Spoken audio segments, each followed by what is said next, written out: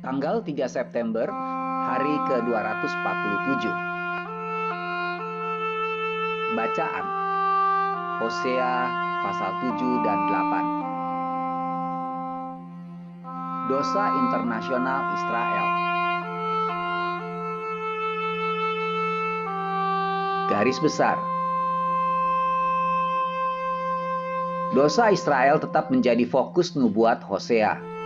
Kejahatan negara itu seperti api yang mengamuk. Pemberontakan mereka telah melemahkan negara sampai pada titik spiritual yang paling rendah. Mereka tidak menyadari siapa Tuhan itu atau apa yang telah dilakukannya untuk mereka. Untuk bangsa yang penuh penyembahan berhala ini, hanya ada satu putusan, penawanan dan penaklukan. Renungan harian. Seekor burung tergeletak di tanah, jelas terluka. Anda merespon dengan menjangkau untuk mencoba dan membantu.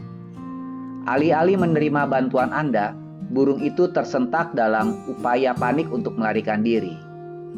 Anda adalah satu-satunya yang dapat membantu, namun burung itu menolak bantuan Anda.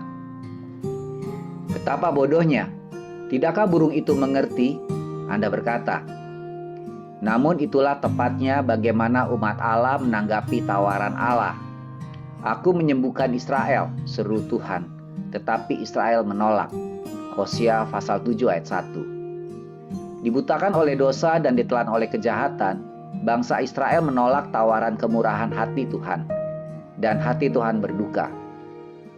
Sehingga bukannya kasih anugerah yang diberikan, Tuhan terpaksa mengulurkan tangan hukuman.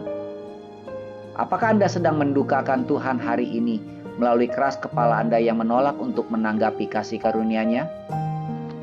Renungkanlah satu kebiasaan buruk, hasrat yang tidak terkendali, atau dosa yang terus-menerus Anda lakukan sehingga mendukakan Tuhan.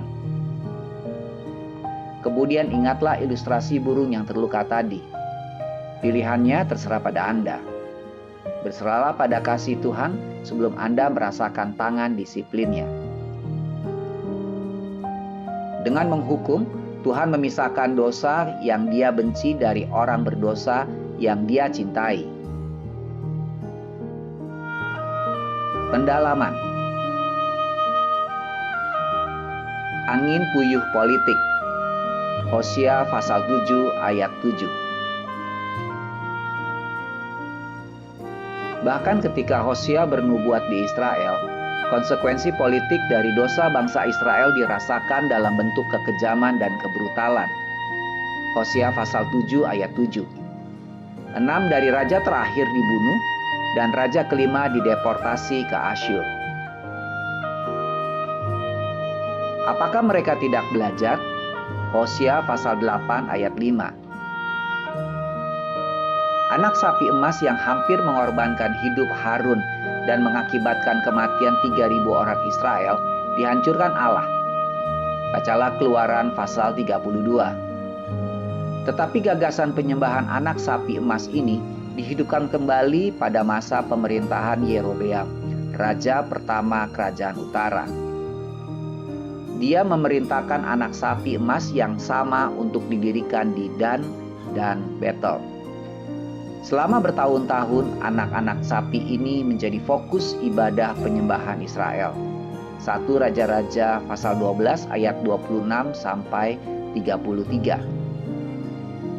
Dan mungkin itu semua merupakan bayang-bayang dari anak-anak sapi yang sama saat Hosea menubuatkan kehancuran berhala dan para penyembah berhala. Hosea pasal 8 ayat 5.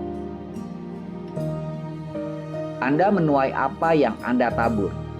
Hosea pasal 8 ayat 7. Pasal 8 ayat 7 adalah salah satu ayat yang paling terkenal dalam Hosea. Mengandung asas yang ditemukan dalam setidaknya 2 bagian perjanjian baru, yaitu 2 Korintus 9 ayat 6 dan Galatia 6 ayat 7 dan 8. Amin. Tuhan Yesus memberkati.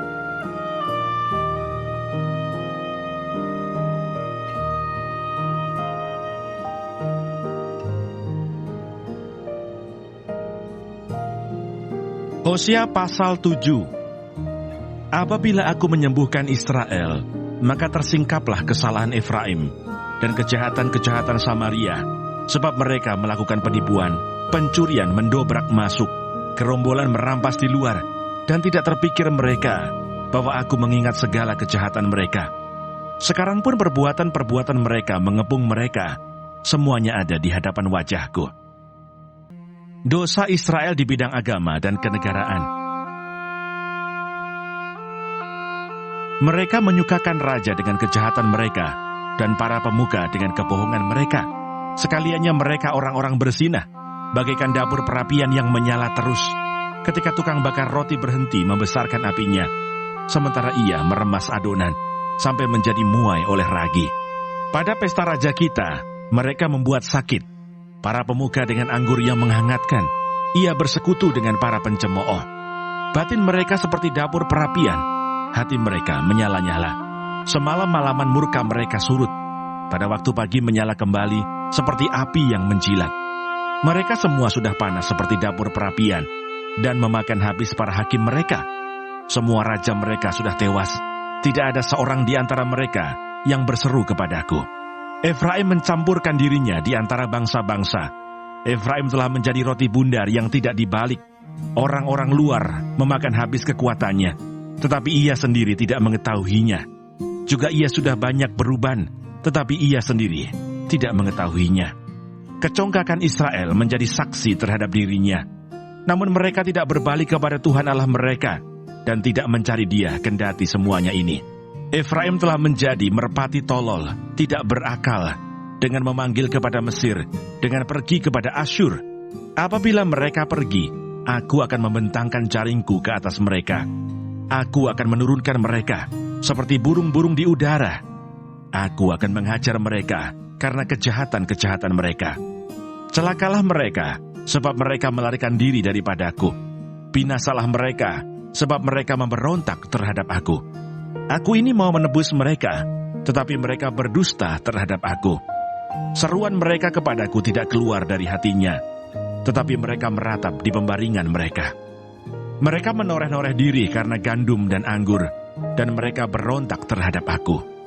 Sekalipun aku telah melatih dan menguatkan lengan-lengan mereka, namun mereka merancang kejahatan terhadap aku. Mereka berbalik kepada Baal. Mereka adalah seperti busur tipu. Pemuka-pemuka mereka akan tewas oleh pedang, karena ucapan mereka yang kasar. Inilah yang akan menjadi olok-olok kepada mereka di tanah Mesir. Hosea pasal 8. Keruntuhan Israel sebagai akibat kedurhakaannya. Tiuplah sangkakala, serangan laksana Raja Wali atas rumah Tuhan, oleh karena mereka telah melangkahi perjanjianku, dan telah mendurhaka terhadap pengajaranku.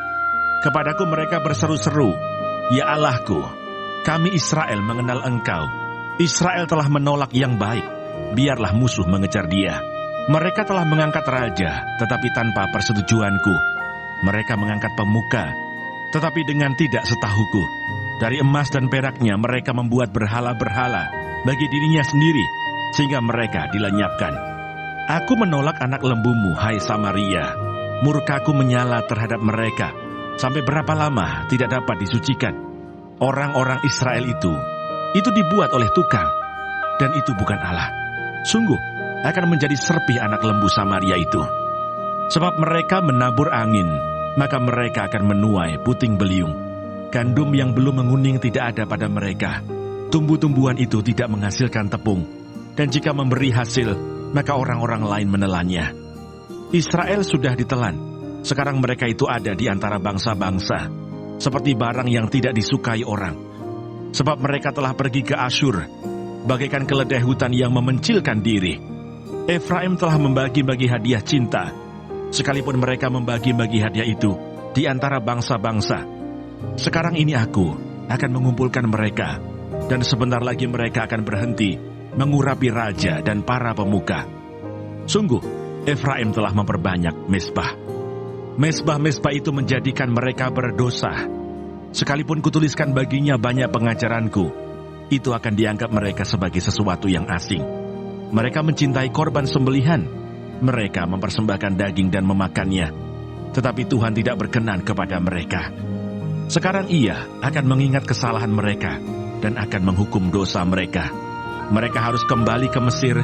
Israel telah melupakan pembuatnya dan telah mendirikan istana-istana. Yehuda telah memperbanyak kota-kota yang berkubu. Tetapi aku akan melepaskan api ke dalam kota-kota mereka, sehingga puri mereka dimakan habis.